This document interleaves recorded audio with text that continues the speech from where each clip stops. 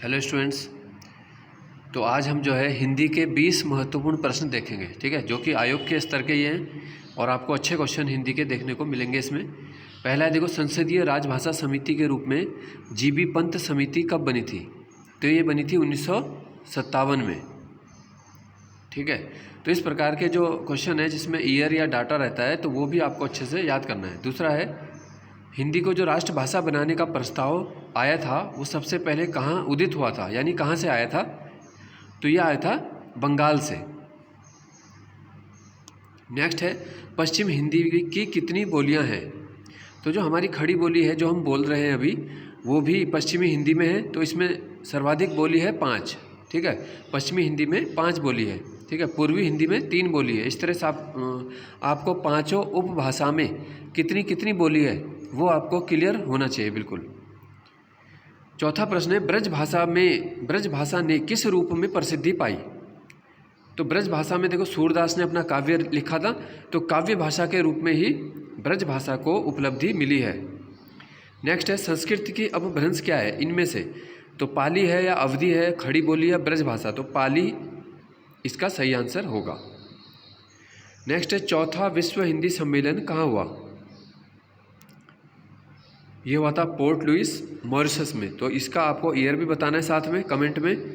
चौथा विश्व हिंदी सम्मेलन, ठीक है। पहला और दूसरा आयोग पूछ चुका है, 2018 वीडियो एग्जाम में भी दूसरा वाला पूछा गया था, ठीक है। अब ये देखो, प्रश्न संख्या 7 है, कंठ तालु से उच्चारित ध्वनि कौन सी है? ए है या ट है, व या त? तो ए हो जाएगा। अवृत्तमुखी स्वर, ठीक है, अ, ए और ई, ये सभी अवृत्तमुखी हैं, जिनमें देखो वृत्त के रूप में मुंह नहीं होता तो अवृत्तमुखी हो जाते हैं, ठीक है। वृत्तमुखी कौन होगा? जैसे ऊ है और ओ है, ये वृत्तमुखी होंगे, तो ये ध्यान रखना है। अगला है श्री, जो बनता है स्र का शब्दकोश में स्थान, तो ए ऑप्शन हो जाएगा, श के बाद आता है। अव्यय शब्द कौन सा है? ऑप्शन है लड़का, राजा, अचानक या सभी, तो अचानक हो जाएगा, ठीक है। अव्यय क्या होते हैं? जो लिंग वचन कारक का जिन पर प्रभाव नहीं पड़ता, अव्यय कहलाते हैं। फिर अयस क्या है? अयस का अर्थ होता है लोहा। नेक्स्ट है शार्दूल, शार्दूल होता है सिंह को बोलते हैं, यानी केसरी। फिर है दुराशय का विलोम, दुराशय का होता है सदाशय, ठीक है।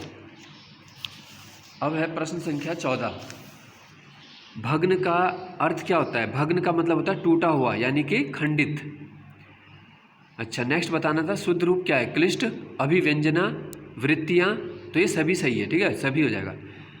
प्रश्न संख्या 16 में मुहावरा है टक्कर लेना, टक्कर लेना, ठीक है। तो ये क्या होता है? इसका अर्थ ये होता है मुकाबला करना, कि वो तो पूरी टक्कर ले रहा है, यानी मुकाबला कर रहा है। राष्ट्रभाषा के बिना राष्ट्र गूंगा है, यह किसने कहा?